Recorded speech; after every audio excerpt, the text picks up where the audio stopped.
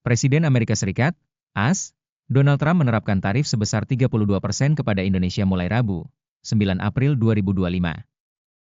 Hal tersebut diumumkan Trump melalui akun Instagram resmi Gedung Putih White House, Kamis, 3 April 2025.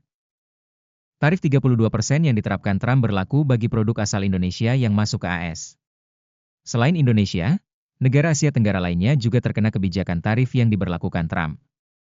Vietnam dikenakan tarif sebesar 46%, Thailand 36%, Malaysia 24%, Kamboja 49%, Singapura 10%, Filipina 17%, Laos 48%, Myanmar 44%, Brunei Darussalam 24%, dan Timor Leste 10%.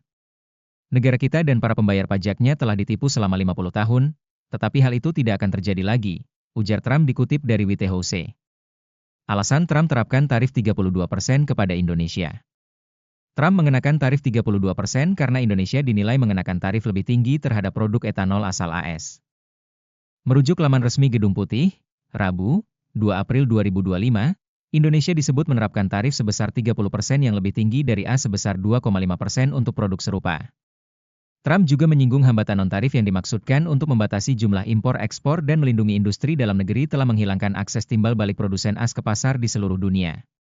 Indonesia menerapkan persyaratan konten lokal di berbagai sektor, rezim perizinan impor yang kompleks, dan mulai tahun ini akan mengharuskan perusahaan sumber daya alam untuk memindahkan semua pendapatan ekspor ke dalam negeri untuk transaksi senilai 250 ribu dolar AS, sekitar 4,1 miliar rupiah, atau lebih, ujar Trump.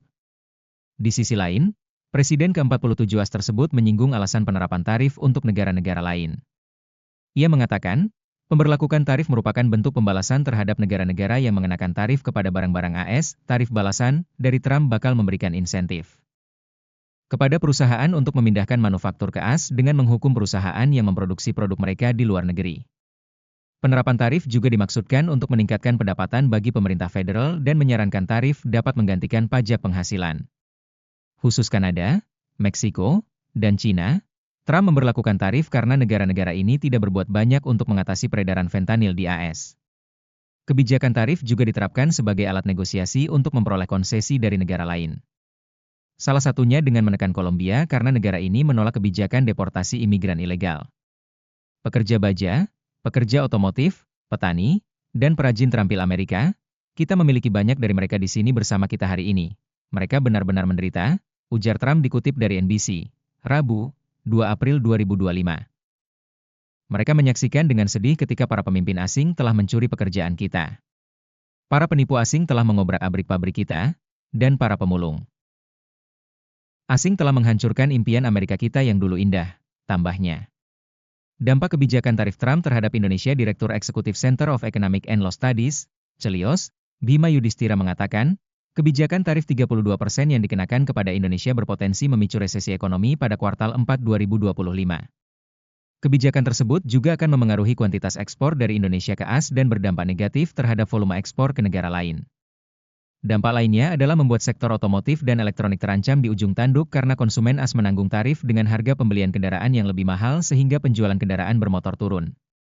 Produsen otomotif Indonesia tidak semudah itu shifting ke pasar domestik, karena spesifikasi kendaraan dengan yang diekspor berbeda.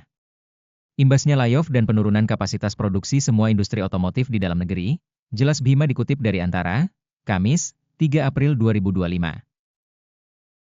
Bima juga mengkhawatirkan penurunan pertumbuhan ekonomi Indonesia sebesar 0,08% dan industri padat karya, seperti pakaian jadi dan tekstil. Industri pakaian jadi dan tekstil akan terpengaruh kebijakan Trump karena banyak brand dunia asal AS mempunyai pangsa pasar yang besar di Indonesia. Begitu kena tarif yang lebih tinggi, brand itu akan turunkan jumlah order atau pemesanan ke pabrik Indonesia.